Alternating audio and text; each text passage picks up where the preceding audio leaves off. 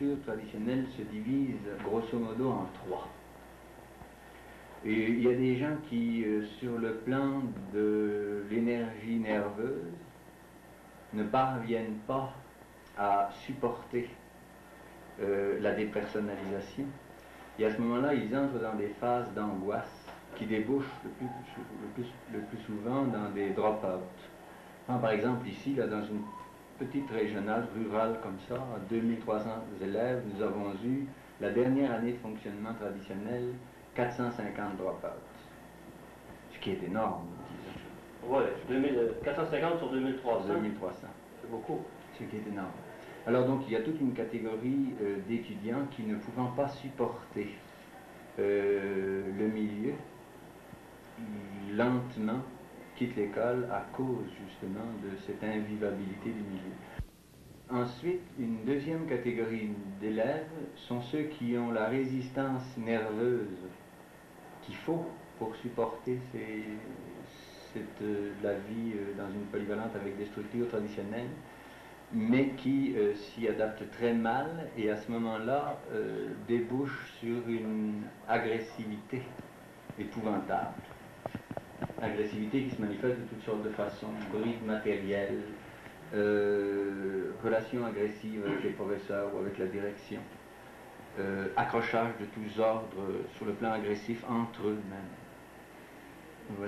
Et ça allait jusqu'à un certain pourcentage de délinquance.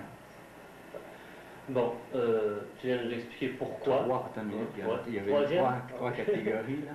Les troisièmes, ce sont des gens qui ne sont pas trop faibles nerveusement, ne sont pas très forts non plus, mais ce sont des moutons, c'est-à-dire des gens tellement bien castrés qui s'adapteraient à n'importe quel système et qui à ce moment-là longeaient les couloirs, allaient à leur cours, en sortaient tant bien que mal. Ils espéraient que ça finisse au plus sacrant, mais sans pour ça devenir ni agressif ni drop-out. Mais on sentait très bien qu'il n'y avait pas de vie, il n'y avait pas d'initiative du groupe. Tout leur paraissait une montagne et par conséquent, ils se contentaient tout simplement de vivoter en attendant que ça finisse. Alors vois-tu, face à ça, on se disait, mais quel genre d'éducation, qu'est-ce qu'on fait? C'est-à-dire quel genre de boulot, de responsabilité avons-nous? Nous formons d'une part des gens que nous boutons dehors alors que nous savons qu'ils ont l'intelligence pour avoir davantage d'informations qu'ils n'en ont là, un apprentissage quelconque au moins. Nous les mettons dehors parce que nous sommes incapables de le retenir, le milieu ne pouvant pas les retenir, il n'y a pas assez de sérénité, assez de vie jeune, de jeunesse, de dynamisme dans le milieu. D'autre part, nous formons des délinquants ou presque, enfin des gens qui vont sortir d'ici choqués contre la société, contre tout le monde, de futurs révolutionnaires éventuellement, révolutionnaires au sens violent du terme. Et d'autre part, des moutons, qu'est-ce que ces gens-là vont faire demain dans une société moderne? Et face à cela, nous nous sommes dit, c'est impensable, on ne peut pas continuer à travailler comme ça. Il y a certainement moyen de trouver une solution à ça. Une double question. Dans la solution que vous avez trouvée, qu'est-ce que tu veux faire au fond et comment tu t'y es pris? Explique-nous ton système. Alors, qu'est-ce que je veux faire au fond? Je veux faire ce qui devrait normalement être le but d'un éducateur, c'est-à-dire aider les jeunes à se décastrer au maximum. C'est-à-dire à se démarquer par rapport aux identifications, soit trop accentuées, soit lacunaires de leur milieu familial, afin de trouver, à mesure du possible bien sûr, une certaine identité, afin de retrouver un peu de leur génie propre, de leur originalité, un peu de créativité.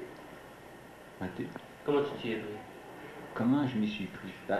D'abord, il ne faut pas penser que je m'y suis pris. Nous sommes pris, il faudrait dire, parce que quand même tout ça c'est fait en équipe, c'est pas l'affaire d'un homme. D'ailleurs, ce serait impossible de faire ça tout seul. Mais disons que, comment est-ce qu'on s'est pris? C'est tout simplement le bon sens. On s'est dit, en fait, l'école, elle est faite pour qui? Elle est faite pour les étudiants.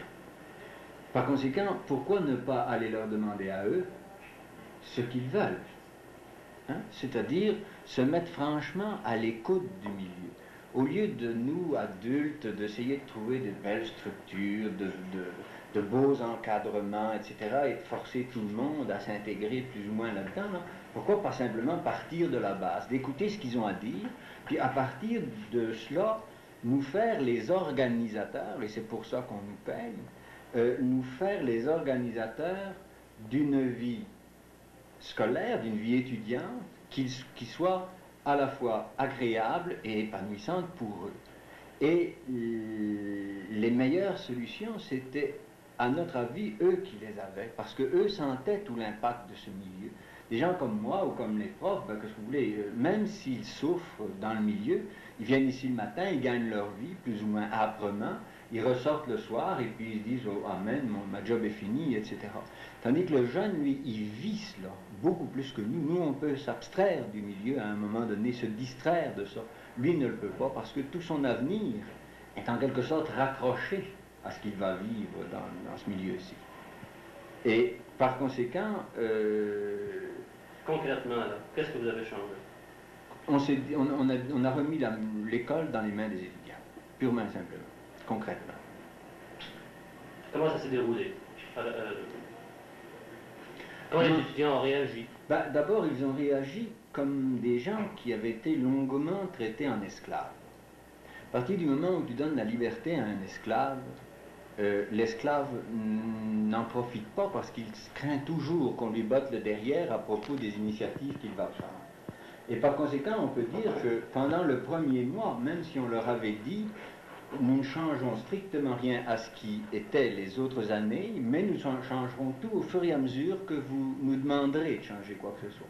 Mais au départ, ça n'a rien donné, c'est-à-dire pendant le premier mois, ils n'ont rien trouvé de spécial, sinon une chose. Ils sont venus me trouver, il y avait à cette époque-là un règlement qui leur indiquait quelle devait être la longueur de leurs cheveux.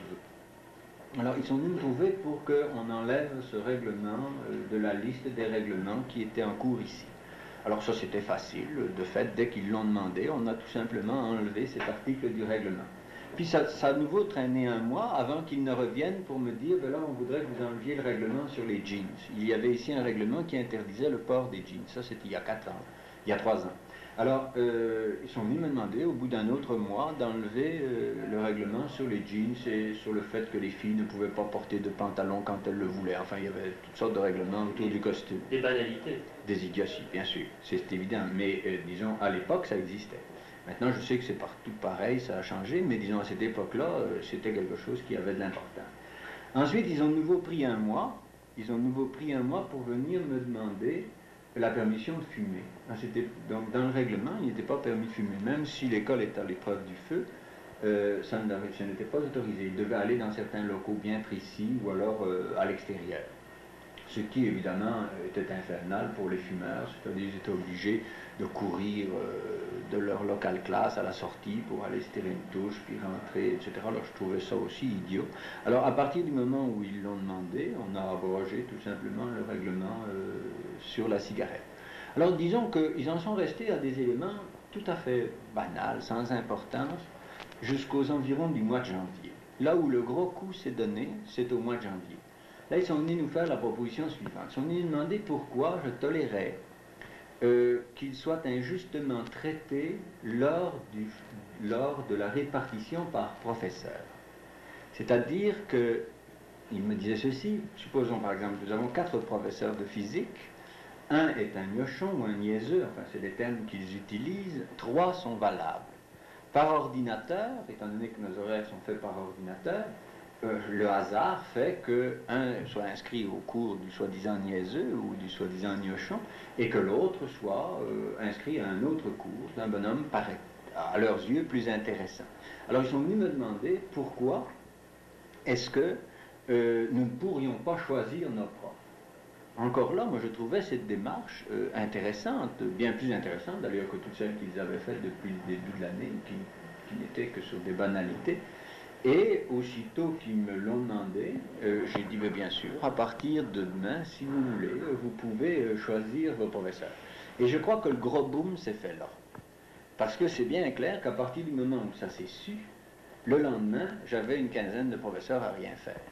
C'est-à-dire, le lendemain, il y avait des classes qui avaient 80 ou 90 élèves, et d'autres classes où il n'y avait pratiquement plus personne. Certains avaient récupéré 5 ou 6 parmi les plus endormis de leur classe, et tous les autres se trouvaient évidemment dans des classes de professeurs qui apparaissaient plus intéressants aux yeux de l'ensemble des étudiants.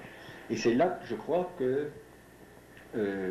tout a commencé à changer, parce que là, il y a eu des réactions très vives de la part du corps professoral.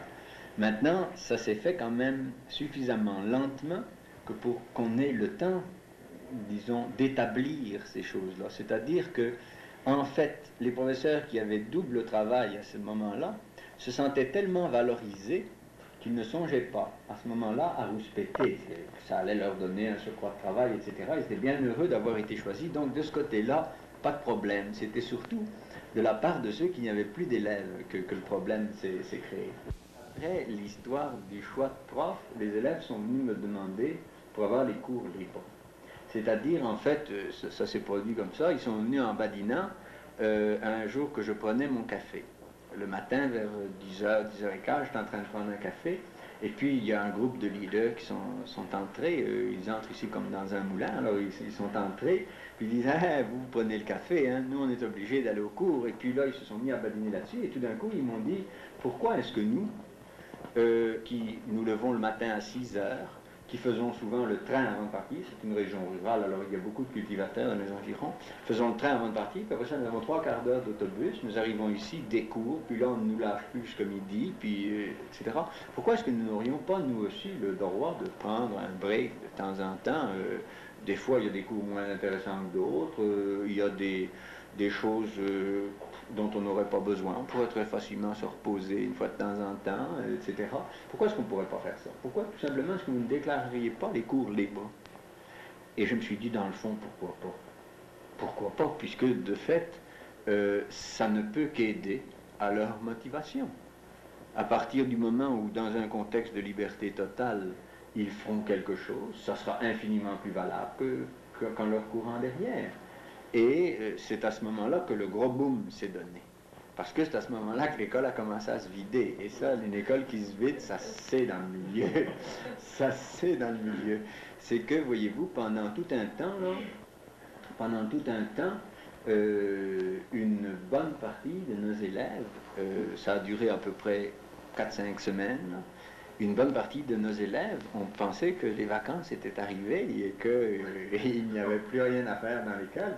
Et ils ont décidé tout simplement d'aller s'épivarder à Trois-Rivières, parce qu'ici, il n'y a rien dans Nicolet. C'est-à-dire, il y a juste quelques restaurants, un cinéma, mais il ne fonctionne que le soir ou le samedi. Par conséquent, il n'y a pas tellement de distractions. Fait qu'ils étaient obligés de prendre le pouce pour s'en aller à Trois-Rivières. Alors, comme ce n'est pas une route très passante, en fait, c'est la route 3, mais les gens qui vont de Montréal à Québec ne passent pas par ici, ils passent par les deux grandes routes du nord ou du sud. Donc ici, c'est toute une circulation locale. Par conséquent, ces centaines d'enfants qui prenaient le pouce le matin pour aller à Trois-Rivières étaient vus par des parents, par des commissaires d'école, par tout le milieu. Alors, c'est évident qu'à ce moment-là, disons, les parents ont commencé à réaliser que la philosophie de l'éducation que je prônais depuis un certain temps, là, ça commençait à faire mal, ça, parce qu'ils se demandaient vraiment s'il n'y allait pas avoir une véritable débandade, si tout le monde n'allait pas rater son année scolaire. Parce que une des choses qui les intéressait le plus, c'était de savoir est-ce que l'enfant va réussir ou non. À partir du moment où les gens s'en allaient comme ça à la pochetée vers Trois-Rivières, je vous assure que là, le milieu a commencé à se dresser. Oui. D'ailleurs, cette année-là, il a fallu que je fasse 35 réunions de parents. Je ne sais pas si vous savez ce que c'est que 35 réunions de parents dans une année scolaire. Ça fait, en certaines semaines, 2 réunions. Ça s'est fait assez lentement. Pourtant, plusieurs parents prétendent que ça s'est fait trop vite ou très vite. C'est-à-dire, oui, tout dépend de quel point de vue on se place. Ça s'est fait suffisamment lentement que pour que la démarche puisse être accréditée avant que les noyaux de résistance trop forts ne s'y opposent. Comprenez bien qu'une démarche comme ça aurait pu être interrompue très rapidement si au moment où elle s'est produite, tout le monde avait prévu tous les dérangements qu'elle allait provoquer. Ça c'est sûr. Ça c'est sûr, parce que ça a dérangé tout le monde, ça a dérangé la vie des familles, ça a dérangé la vie de l'administration, ça a dérangé la vie des commissaires d'école, ça a dérangé la vie des professeurs. En fait, ça a bouleversé, d'une certaine façon, tout le milieu. Ça a un impact social quand même très grand, une école. Un des objectifs du système que vous implantez maintenant était de réduire les tensions sociales, enfin au moins à moyen et à long terme. Mais est-ce que vous n'avez pas l'impression que vous les avez beaucoup augmentées dans la région, que vous avez fait augmenter le niveau d'angoisse, par exemple? Si, mais d'une façon que je crois saine. Parce que l'angoisse est un des moteurs de l'existence, disons. Et je ne crois pas que c'est en sécurisant au maximum quelqu'un qu'on l'aide à vivre d'une façon dynamique. C'est pas ça du tout. Ce que j'ai tenté de réduire, et ça je crois que nous y sommes arrivés, c'est, disons, les interférences de communication à l'intérieur du milieu. Interférences vaines, il y a toujours des interférences dans un milieu social, mais interférences vaines, c'est-à-dire des braquages au niveau de certains mécanismes de défense qui font que les gens utilisent une grosse partie de leur énergie nerveuse uniquement pour se défendre face au groupe qui lui fait face, que ce soit les professeurs par rapport aux élèves ou les élèves par rapport aux professeurs. Et ça m'apparaissait malsain. Et cela, je crois que c'était, dans ce cas-là, en tout cas, certainement une réussite. Je ne sais pas si vous avez pu vous rendre compte un petit peu de l'état d'esprit ou de la communication qui existe entre les professeurs et les élèves, mais moi je l'estime saine, cette relation-là, actuellement. Quelles ont été les autres difficultés principales que vous avez rencontrées? À ce moment-là, ce n'étaient pas des difficultés de type social, c'est-à-dire ce n'étaient pas encore les parents. Ce n'est qu'après que les parents sont venus en opposition avec la régime. Vous avez instauré votre nouveau système sans consulter les parents? Oh non, je les ai consultés, mais disons, ce qui n'apparaissait pas clairement aux parents au moment où théoriquement je leur expliquais cela, c'était la réalité existentielle, c'est-à-dire le vécu qui allait suivre cela. Bien des parents comprenaient bien que l'affaire des cheveux, ça pouvait être laissé à la famille ou à l'enfant lui-même de décider quelle longueur de cheveux il aurait. Bien des parents se disaient que l'histoire des jeans, que c'était idiot, que si le jeune voulait porter des jeans plutôt qu'autre chose, ça n'avait pas d'importance. L'affaire de la cigarette, encore là, les opinions étaient partagées. Les parents se disaient, bah, c'est vrai, moi je fume, puis je suis bien embêté quand je suis dans un train ou quelque part où je ne peux pas fumer, bon, ben, je comprends. Le choix des professeurs, quand je parlais de ça aux parents, mais ils disaient, c'est vrai, pourquoi que nos enfants n'auraient pas le droit de choisir les meilleurs parmi le groupe? Tu sais, tout ça c'est vrai, mais qu'est-ce que ça allait provoquer? C'est-à-dire que ça allait provoquer lentement une espèce de libéralisation de tout le système. Ça, ils ne le prévoyaient pas, avec toute la débandade qui a suivi, parce qu'il ne faut pas oublier, la première année ici, vue de l'extérieur, a été une année de débandade. Qu'est-ce que vous voulez? Parce que là, je vous parle du mois de janvier, mais attendez, je ne suis pas encore arrivé au mois de février, il y a encore d'autres choses ensuite. L'hiver est long. Comment? L'hiver est long. Il a été très long,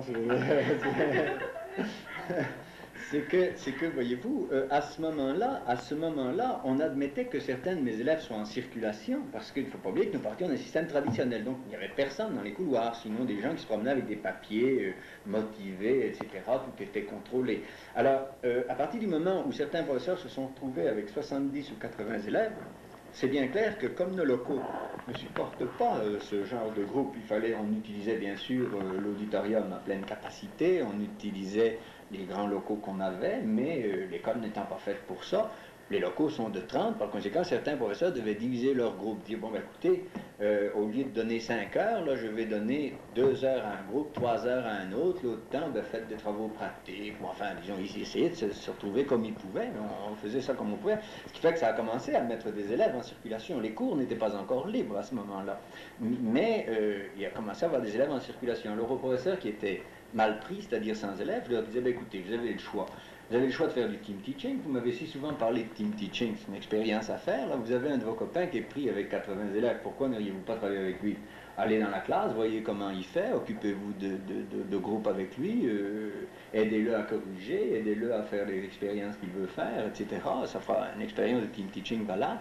Sinon, si ça vous humilie trop, à ce moment-là, allez au centre, il y a un tas d'élèves, alors jasez avec eux, faites un contact. Vous êtes tellement plein de n'avoir pas de contact avec les étudiants, c'est l'occasion ou jamais d'en rencontrer. Il y a des professeurs qui estimeraient que c'est du racolage. Que c'est du racolage. Oh, appelez ça comme vous voulez. Disons, moi j'estime que c'est de l'éducation.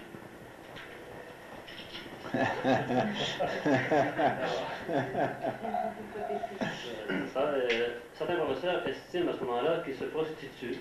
Ah, qu'ils se prostituent. Oui, ouais, ça ce sont des professeurs.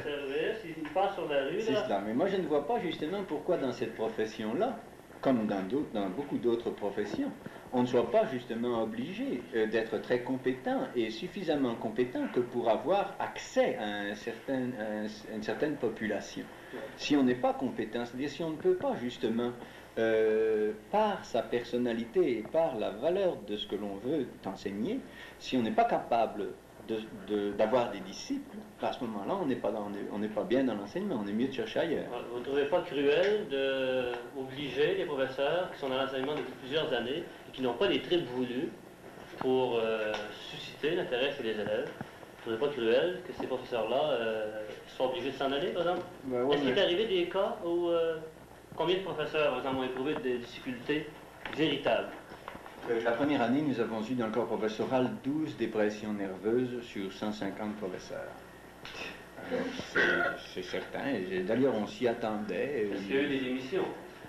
Très peu. Ou des mutations? Il y en a eu 3 qui ont demandé à être changés, mais ce n'est pas significatif parce que les autres années aussi, il y avait disons, un certain turnover là, du corps professoral. Par conséquent, on ne peut pas dire que ce soit significatif. Notez des noyaux de résistance, là, brièvement, là. Simplement les mentionner. Les noyaux de résistance. Principaux, là. Est-ce qu'il en reste encore, par exemple? Oui, il en reste encore un peu, mais disons de moins en moins quand même. Les plus gros noyaux de résistance ont été d'abord une partie du corps professoral. Disons 30% à peu près du corps professoral de départ.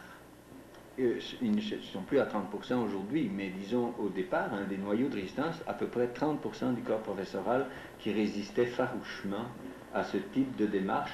Et vous comprenez un peu pourquoi, c'est que ils ont été très vite mis dans une espèce d'eau bouillante. La remise en question ici s'est faite très vive et très rapidement. Par conséquent, un des premiers îlots de résistance, avant même que personne autour ne soit au courant qu'il se passait quelque chose ici, c'est bien clair que le premier noyau de résistance s'est fait sur les lieux mêmes, ce 30% de professeurs qui, voyant leurs élèves s'en aller de leur classe, se sont tout de suite opposés à la formule. Ça, c'était le premier. Quelle était la bébite principale qui faisait peur aux professeurs? Que leur classe se vide? Oui, que leur classe se vide. Qu'il n'y ait plus d'autorité, comme il disait. En fait, moi je distingue autorité et pouvoir. Alors, ce qu'il regrettait surtout, c'est de n'avoir plus de pouvoir. Le pouvoir d'avoir, à coup sûr, 30 élèves dans leur classe, quel que soit le type de préparation, quel que soit le type de cours qu'ils donnaient, etc. Et cela, bien cimenté par des sanctions qui obligeraient les gens de toute façon à se représenter là, quel que soit le type d'enseignement qu'ils donnent. Alors ça, c'est certain que ça en a fait bouger plus d'un, disons, de ne plus avoir de prestige, d'être obligés de vendre leurs marchandises, comme ce que vous disiez tantôt, de façon... je ne me suis senti tout seul qu'à un moment donné. C'est justement au moment de cette débandade-là. C'est que à ce moment-là, il est resté un noyau de professeurs qui continuaient à penser que c'était valable.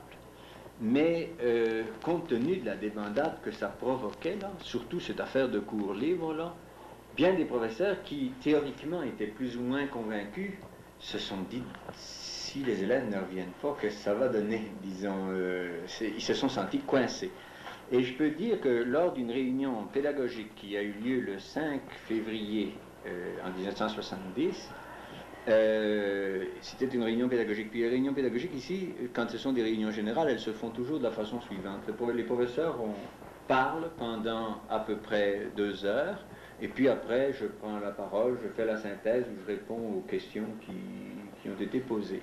Et là, pendant 2 heures, là, le corps professoral m'a littéralement mis au pied du mur de toutes sortes de façons. Ceux qui étaient, le noyau des 30% qui étaient farouchement contre cette philosophie-là, évidemment, avaient le haut du pavé.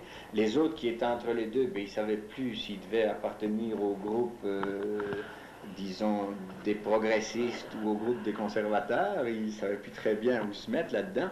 Et il ne restait qu'un tout petit noyau de gens qui pensaient que la formule serait encore bonne. Et c'est la seule fois depuis 3 ans où j'ai agi d'autorité. En fait, j'ai dit à ce moment-là à mes professeurs, vous m'avez voulu, de fait, ils m'avaient élu. Hein. Alors, je dis, vous m'avez voulu, vous m'avez élu. Ce sont les professeurs qui élisent les directeurs. Oui, ce sont eux qui m'ont élu, oui. Ouais. Qui a décidé ça, les commissaires d'école? Non, mais ils ont ratifié leur choix. La commission scolaire a ratifié le choix, parce que, évidemment, la nomination se fait au niveau de la commission scolaire. C'est comme partout, nous ne sortons pas des normes. Tous les directeurs adjoints, par exemple, qui ici sont élus par les professeurs? Oui, c'est-à-dire qu'ils remettent leur poste en jeu à tous les ans.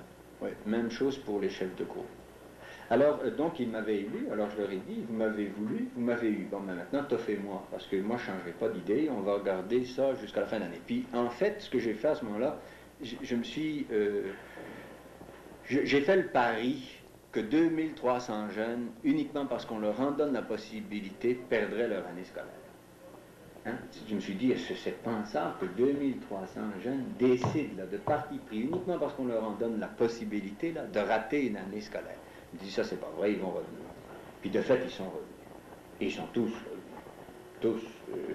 Disons, 4 ou 5 semaines après, j'avais 90% de mes élèves au cours et 10% à l'extérieur. Et c'est encore comme ça maintenant. 10% à l'extérieur, pas de l'école. De l'école, il y en a peut-être 5 ou 6. Il suffit de se promener à 8h30 le matin, on les voit, ils s'en vont vers Trois-Rivières. Ah, ils sont 5, 6, disons, mais c'est pas bien grave, ça, 5 élèves sur 1822. Mais la plupart sont ici. Maintenant, il y en a 90% qui sont à l'intérieur des cours ou des ateliers, ou disons là où ils travaillent, et il y en a à peu près 10% qui se reposent, mais ce ne sont pas les mêmes, hein, ça joue comme ça d'une heure à l'autre. Et en fait, à ce moment-là, il a fallu que je risque sur la confiance que je faisais aux élèves. Et dans le fond, cette confiance n'a pas été trompée, puisqu'ils sont tous revenus, ça a pris quelques semaines. Le temps qu'ils voient qu'on ne leur court pas après. C'était un test, en fait, qu'ils voulaient nous faire subir.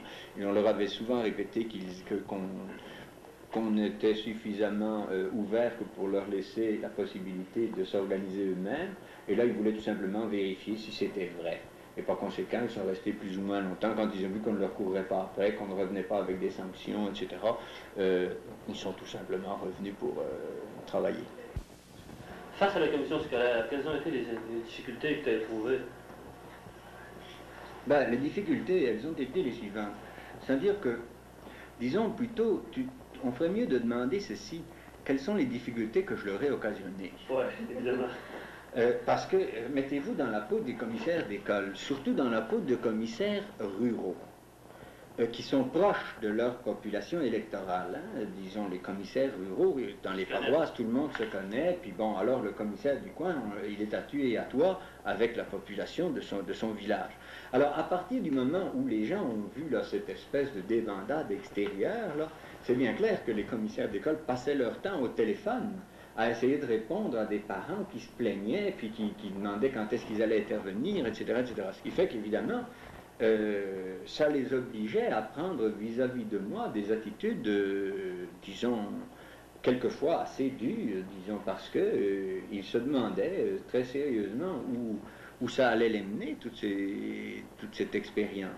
Mais ce que je peux dire, dans l'ensemble quand même, c'est qu'ils ont été assez compréhensifs. C'est-à-dire qu'en fait, ils auraient pu très bien me remercier en cours d'année, au moment de cette débandade, puisqu'ils me demandaient de changer, et moi je leur disais, écoutez, c'est impossible de changer. C'est impossible. Et de fait, c'était impossible. Parce qu'une fois lancé, le mouvement devenait irréversible. Pour changer ça au milieu de l'année, c'est-à-dire au mois de février, alors que les étudiants réalisaient qu'ils étaient vraiment libres, pour changer ça, il aurait fallu prendre à ce moment-là une attitude de d'autorité, là, et dire voilà, on ferme l'école pendant 8 jours, ceux qui voudront revenir avec des règlements, revenez vous inscrire. Il n'y a pas moyen de faire autrement parce que l'état d'esprit qui s'était créé ne pouvait pas se changer du jour au lendemain. Donc, ça devenait pratiquement irréversible, disons, cette situation. Par conséquent, ils étaient dans une situation pénible. Me remercier, ça voulait dire quoi? Créer une espèce de révolution, parce qu'en fait, les étudiants estimaient beaucoup ces transformations-là. Il y a un certain pourcentage de population qui est sacrifié. Les étudiants qui viennent de familles défavorisées, économiquement, affectivement ou à tous les niveaux, sont évidemment pas épanouis, sont pas habitués à prendre de responsabilités. Ce sont des gens qu'on a menés à couper dans le cul toute leur vie. Tenant compte de ça, le fait qu'il y ait un pourcentage certain de sacrifiés, qu'est-ce que tu en penses? D'abord, c'est pas vrai ça. Cette affirmation-là, elle est gratuite. Il n'y a pas de gens sacrifiés. Là où on en sacrifie beaucoup, c'est justement dans le système traditionnel. Parce qu'on ne laisse pas à ces jeunes-là le temps de se socialiser, on les embrigade tout de suite. Personnellement, si vous entendez par sacrifier le fait que certains de mes étudiants mettent un certain temps à se défouler, mettent un certain temps à rejoindre dans l'école un endroit quelconque où ils peuvent travailler, où ils peuvent faire quelque chose. Ou soit tout à fait incapables de le faire. Oui, mais ce qu'ils font d'abord, et ça peut être remarqué, vous en avez peut-être vu lors de vos interviews, ceux qui sont incapables de s'ajuster se socialisent d'abord. C'est-à-dire, ils prennent du temps pour jouer aux cartes, pour rencontrer d'autres élèves, pour jaser. Ils vont prendre des petites responsabilités, par exemple dans le service de propreté. Il y a un service de propreté qui est autogéré, là. Ils vont aller rendre des petits services à un secteur ou à un autre, etc. Et ce travail-là est déjà une décristallisation. Est-ce que c'est pas un bonbon qu'on lui donne pour qu'il se tienne tranquille? Non. Est-ce que vous ne formez pas, avec ces étudiants-là, de futurs chômeurs ou de futurs assistés sociaux, étant donné qu'après leur secondaire, ils sont incapables de continuer parce qu'ils n'ont pas la possibilité, ils n'ont même pas été capables de s'intégrer ici, donc ils ne pourront pas dans la société future, nécessairement, ça forme des assistés sociaux. Oui, disons que, mon Dieu, vous pouvez croire ça si vous voulez, mais je me demande ce que vous faites, vous, dans une école de type traditionnel, avec tous les élèves qui, justement, ne s'intègrent pas. C'est pas moi qui ai interviewé. Non, mais je pose la question, là. Je pose la question parce que... Tu me réponds par exemple cette question. Non, mais elle est très importante parce que moi j'ai quand même répondu à ceci, que nous n'essayons pas d'intégrer ces enfants-là qui sont malheureux et qui sortent de milieux, disons, défavorisés, qui sont très handicapés à leur arrivée ici. Nous tendons quand même à nous mettre à leur écoute à partir de... Vous avez des moyens précis, des animateurs par exemple, ou des éducateurs spécialisés? Nous en avons plusieurs, oui. Nous en avons plusieurs qui s'intéressent, qui ont été dégagés par le corps professoral pour s'intéresser exclusivement à ces cas-là. Combien? Ils sont 3 actuellement. Sur combien de professeurs? Sur 116. Maintenant, c'est le plus que nous pouvions faire compte tenu des conventions, etc. Par ailleurs, tous les professeurs sont sensibilisés à cela. Bien sûr, tous ne prennent pas un rôle extrêmement actif, c'est-à-dire il y en a qui ne sont pas capables de prendre un rôle actif dans ces cas-là. Par ailleurs, ce que j'ai remarqué, c'est qu'il y a eu un déplacement de population au niveau des professeurs, c'est-à-dire qu'il y a eu davantage de professeurs qui étaient d'excellents pédagogues, qui ont demandé, et ça c'est récent, ça date de cette année, 1 ou 2 l'année dernière, mais plusieurs cette année, qui ont demandé à être déplacés des cours réguliers où ils avaient l'habitude d'enseigner, aux cours professionnels courts, à l'initiation au travail, je parle des cours académiques, justement parce que une expérience de pédagogie concrète avec ces élèves plus ou moins inhibés, plus ou moins en difficulté, leur apparaissait intéressante, disons. Alors qu'avant, on avait du mal, justement, à... C'était toujours une punition pour un professeur quand on l'envoyait à l'initiation au travail ou au cours professionnel court. Ça leur apparaissait comme la fin de leur carrière ou une espèce de punition qu'on leur donnait. Alors que là, il y a eu de plein gré des démarches qui ont été faites par certains pour, justement, tenter de rejoindre ce type de population. est-ce que vous avez des statistiques au niveau de résultats concrets qui proviennent directement de cette nouvelle approche de l'éducation? Non. Par exemple, le pourcentage de réussite ou par rapport à la province, par rapport à ce qu'il y avait auparavant?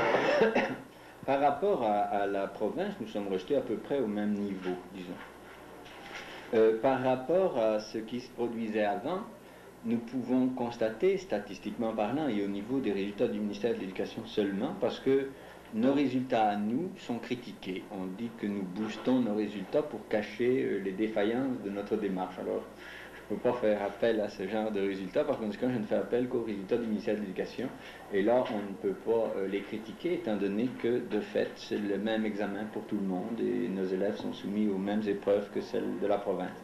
Alors, on peut dire que la première année, statistiquement parlant et d'une façon générale, là, nous avons augmenté en résultats académiques purs à peu près 5% nos résultats. Ce n'est pas tellement significatif, mais pour nous c'était réconfortant parce que après cette année de bouleversement, nous attendions quand même à des dégringolades par rapport aux années antérieures et nous savions très bien que ces résultats-là seraient épluchés par l'administration parce que à ce moment-là, on n'était pas tout à fait d'accord avec tout le bois que ça a causé.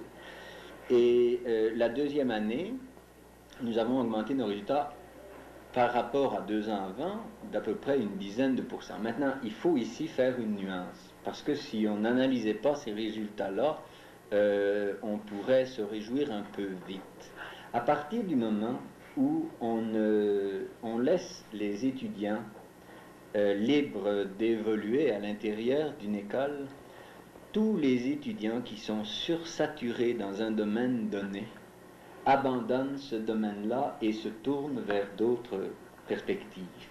Et là, il y a eu un déplacement de population qui, en partie, explique ces résultats. Quand nous avons commencé ici, là, cette expérience, nous avions 25% de nos élèves au professionnel, 75% au régulier. Cette année, nous avons commencé l'année avec 51% d'élèves au professionnel, 49% au régulier. Comment expliquez-vous ça? Comment j'explique?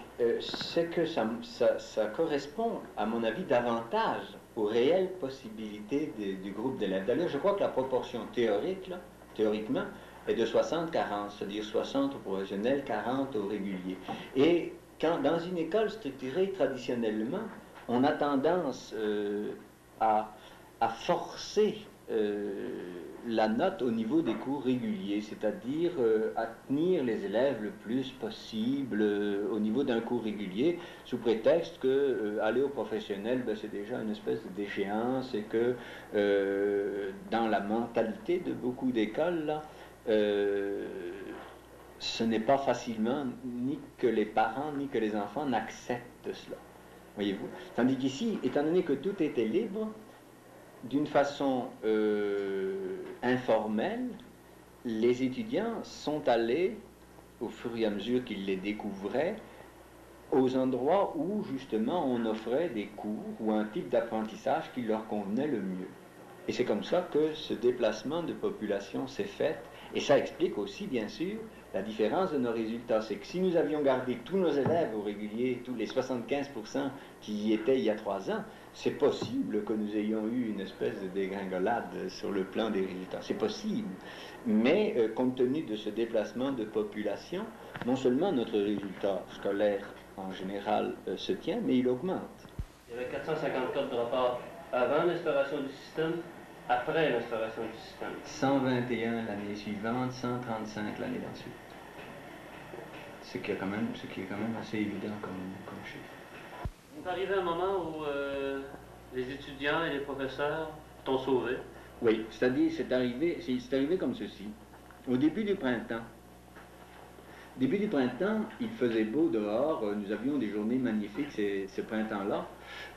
Et évidemment, le 10% d'élèves qui n'allaient pas au cours, plutôt que de traîner dans le couloir ou dans la salle ici, etc., comme il faisait beau dehors, sont venus me dire « Est-ce que ça vous dérange si on va sur l'herbe à côté ?» Non, pas de problème. On a ici des champs puis des bois tout autour. Je ne voyais pas pourquoi il était obligé de rester ici dans la fumée de cigarettes. Ah, puis... c'est vaché, il voyait dans des champs. Oui, ben c'est ça, ben non, mais ils avaient une occasion de prendre l'air, là, et moi je trouvais ça très sain, disons, je trouvais ça très sain. Mais ce à quoi je n'avais pas songé, c'est que ça allait de nouveau répéter ce même problème, c'est que tout le monde allait les voir. Et à un moment donné, on me fait savoir, par une lettre d'ailleurs de mise en demeure, que si mes élèves ne réintègrent pas immédiatement l'école, que je n'aurais qu'à porter la responsabilité de mes actes et faire face aux décisions qui seraient prises. Et c'était très, très dur à faire.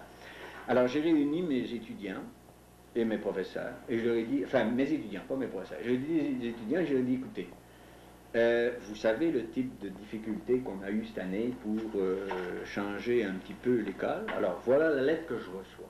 Moi personnellement, je vous ai dit que j'étais d'accord pour que vous alliez prendre l'air. Maintenant, le milieu ne comprend pas ça de la même façon que nous. Et là, j'ai lu la lettre que l'on m'avait adressée de la commission scolaire, comme quoi, s'ils ne réintégraient pas immédiatement, ils verraient à prendre les mesures qui s'imposent, enfin, toute une histoire. Hein. Et là, j'ai dit aux étudiants, vous êtes libres. Moi, je ne vous défendrai jamais d'aller prendre l'air, si vous avez envie d'aller prendre l'air. Par conséquent, faites à votre mode. Maintenant, si vous voulez sauver la formule, bah, voilà ce qui est dit dans la lettre, là, à vous de prendre vos responsabilités. Puis les étudiants ont réintégré l'école sans que j'agisse d'aucune façon sur le plan d'une autorité, là. Et ils ont réintégré l'école pour tenter de sauver la formule, parce qu'ils savaient très bien qu'on approchait du mois de mai, et que les lettres de renvoi de principaux ou de personnes devaient se faire aux environs du 30 mai. Est-ce que les élèves sont revenus parce qu'il aurait manqué leur année? Est-ce que c'est la seule motivation?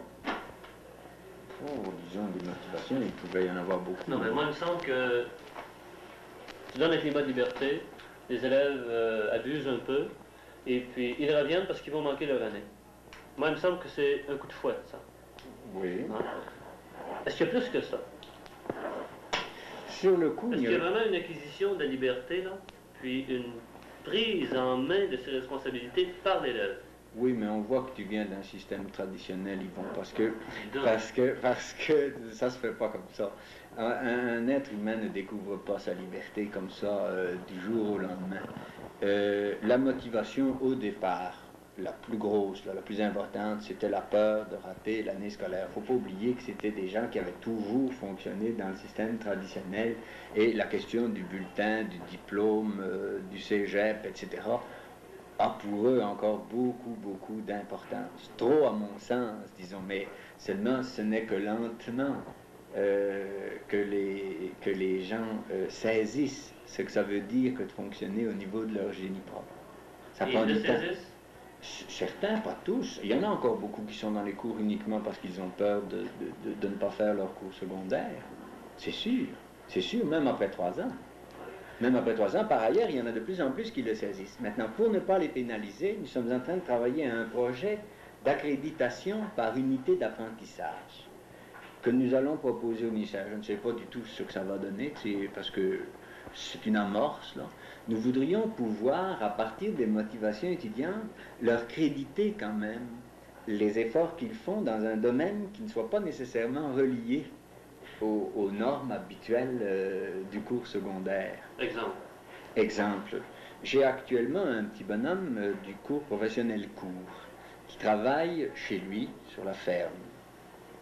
Il ne pouvait pas supporter les cours académiques. Il voulait bien faire un peu d'académique, français, mathématiques, anglais, mais à ses temps libres comme ça, c'est un manuel, il aime ça. Alors son père a une exploitation agricole avec commerce de bétail et charroyage de bétail aussi dans des grosses vannes. Alors lui, depuis qu'il est haut de même, il travaille là-dedans. Alors nous lui faisons faire un cours professionnel court, mais il reste chez eux. Et nous allons prendre l'évaluation que va nous donner son père pour mettre dans nos cours d'atelier une note sur son apprentissage. Voilà, une unité d'apprentissage que nous pouvons déjà accréditer parce qu'il s'agit du professionnel court. Ça, n'importe quelle école pourrait le faire. Mais il y en a d'autres. Prends par exemple, il y a 2 ans, j'avais 2 jeunes filles ici qui étaient très intelligentes, mais qui s'intéressaient, qui étaient passionnées pour la photographie. Alors elles ont fait pendant toute l'année rien que de la photographie. Elles ont, disons, fait des agrandissements, comment vais-je dire, comment est-ce qu'on appelle ça, développer des films, etc. Enfin, elles ont fait un tas d'histoires. Elles sont allées faire des photos de mariage, des photos de banquets, etc. tout autour. Et elles faisaient ça ici. Elles apprenaient la photographie. Bien sûr, quand elles sont parties, je leur ai fait un grand papier comme ça, un certificat avec un gros nœud rouge là-dessus, comme quoi c'est vrai qu'elles avaient fait 300 ou 400 heures de photographie à l'intérieur de l'école et que j'avais fait vérifier ça par le photographe du coin pour voir si leur apprentissage était valable et qu'à mon avis c'était très valable, qu'elles avaient fait 1 an d'études en photographie. Ça valait rien, ça valait juste ma signature d'une école. Mais si je pouvais accréditer ça, faire accréditer ça, c'est-à-dire que ce document, oui, au cégep ou ailleurs, ben, ça serait mieux. De bien que ces 2 filles-là ont actuellement un emploi à Trois-Rivières chez des photographes grâce à ça. Mais seulement ça ne vaut rien, c'est-à-dire ça ne les accrédite pas provincialement. Ça vaut quelque chose. Ça vaut, oui, ça vaut pour elles, mais sinon, si elles veulent gagner leur vie ou si elles veulent aller dans un cégep, etc., ça ne leur donne rien. Tandis que si je pouvais les accréditer, ça leur donnerait quelque chose. Et c'est ça que je veux dire quand je parlais tantôt de partir de la motivation de l'élève, au lieu de... On dit toujours que les élèves ne sont pas motivés, moi je dis c'est le contraire. Les élèves sont très motivés, mais ils ne sont pas motivés par rapport à ce que nous leur offrons. Un petit peu comme moi. Vous me motiveriez que très difficilement à faire des travaux manuels. Je suis pas manuel du tout. Alors c'est bien clair que si vous m'obligiez à faire des travaux manuels, j'en ferais. Mais je me conditionnerais à en faire parce que j'irais à contre-cœur. Bon, ben, beaucoup de nos étudiants, c'est comme ça. Ils font des mathématiques à contre-cœur, ils font du français à contre-cœur, ils font de l'anglais à contre-cœur, ils font de l'histoire à contre-cœur, qu'on parle donc tout simplement de leur motivation. Et là, justement, on cessera d'assassiner Mozart. C'est-à-dire, là, on ne dira pas que c'est une merveilleuse préparation à la vie, puisque justement, il y a un tas de choses qu'on doit faire à contre-cœur. Mais ça, c'est encore une fausseté que l'on doit faire un tas de choses à contre-cœur dans la vie. C'est justement parce qu'on nous a conditionnés à ça que nous pensons comme ça. C'est pas vrai. Moi, je me dis, quelqu'un qui est passionné pour quelque chose, qui découvre certains éléments de son génie propre, devient infiniment plus compétent et infiniment plus utile à la société et va passer des heures à travailler sans se fatiguer, alors que si vous le conditionnez, il sera toujours à bout de souffle, il manquera d'éthique professionnelle, il essaiera de se cacher pour ne pas travailler, etc.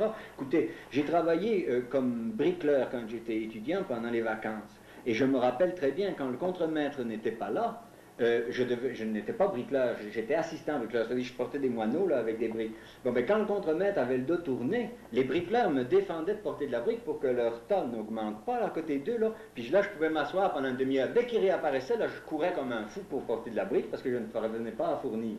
Alors, qu'est-ce que ça veut dire? Ça veut dire que les gens travaillent uniquement parce qu'ils sont checkés. Mais et pourquoi? Parce que justement, ils ne sont pas motivés. Ils ne sont pas plus bricoleurs que moi, je ne suis disons, spécialiste en plastique ou en déneigement ou en ce que sais-je. Mais est-ce que la vie n'est pas une lutte? Bon, ça c'est de la blague. C'est des conceptions très idéalistes, disons, de l'existence. C'est justement ça. Moi, je pense qu'il faut revenir à des perspectives beaucoup plus existentielles. Beaucoup plus existentielle, se flanquer un fameux cadre et dire l'homme, intelligence, volonté, la volonté qui domine les passions, etc. Et après ça, dire à tout le monde, il faut ressembler à ça ou alors tu ressembleras à rien. Mais c'est de la farce, parce qu'on oblige tout le monde à agir au niveau du paraître. Au niveau du paraître. Et à ce moment-là, ça devient une lutte, mais une lutte pour se cacher ce que l'on est soi-même.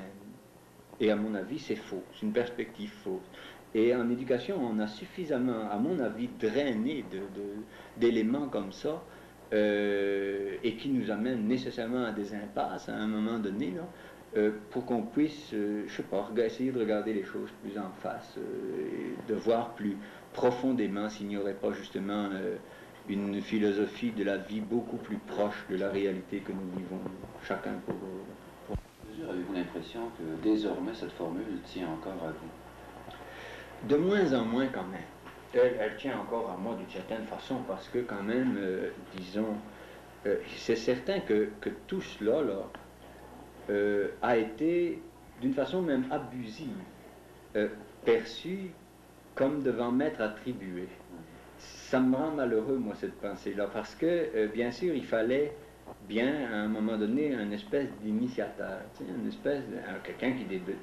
Mais ça a provoqué un investissement affectif très fort, c'est-à-dire ça m'a donné pendant un certain moment l'impression de devenir une idole ou disons quelque chose du genre. Là. Vous savez, les jeunes ont une forte tendance à se raccrocher comme ça à des figures types, à des images.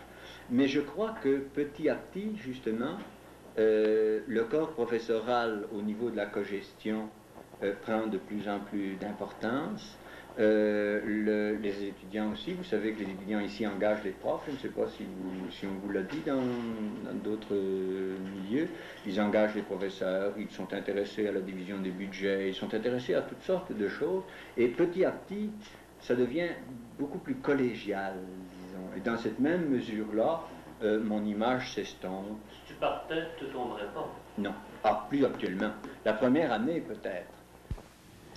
Selon vous, qu'est-ce qui vous apparaît, disons, de particulier à la région qui ne serait pas, disons, diffusable ou exportable? Et qu'est-ce qui vous apparaît, disons, commun, relever ou tenir d'un fonds commun qui serait, lui, diffusable? Implanter cette formule-ci ailleurs, univoquement, c'est-à-dire prendre la formule et l'installer, ça m'apparaîtrait complètement idiot. Complètement idiot. Je crois que ce qui peut être intéressant, c'est la philosophie de base, disons. Ça peut être intéressant et ça peut être partagé par tout le monde. Mais... Laquelle est-elle? Laquelle est-elle? Bien, elle est dans ce que je vous ai dit tantôt, et elle est dans ceci. Moi, je crois profondément que tout adolescent, naturellement, a tendance à trouver, si on lui en laisse les moyens, les éléments suffisants de génie propre que pour s'épanouir, même si c'est hors des cadres du ministère de l'Éducation, des normes, etc. Il y a toujours une motivation profonde chez tous. Encore faut-il la laisser s'épanouir, la laisser sortir, le laisser en prendre conscience. Et à partir du moment où nous arrivons, nous, avec nos catégories puis nos cadres, là, et que nous essayons d'encapuchonner une motivation qui existe, nous la tuons. Nous nous trouvons à ce moment-là à castrer. C'est pour ça que tantôt je vous ai parlé de décastration. Nous nous trouvons à castrer. Nous nous trouvons à continuer le travail nécessaire peut-être d'identification de l'enfance. Mais si nous poursuivons au niveau de l'adolescence, ce même type d'identification, au lieu de faire un adulte, nous en faisons un enfant prolongé qui ne parviendra jamais à se situer au niveau de son génie propre. Et à ce moment-là, qui sera facilement exploitable dans n'importe quelle société, puisqu'on a tué en lui toute motivation personnelle. On l'a bien encadré, on l'a bien intégré dans une société donnée, là, mais pour qu'il soit esclave. N'ayant de goût pour rien, on pourra lui faire faire n'importe quoi en mettant une piastre au bout. Et cela, je m'affiche en faux contre ça. À mon avis, ce n'est pas de l'éducation.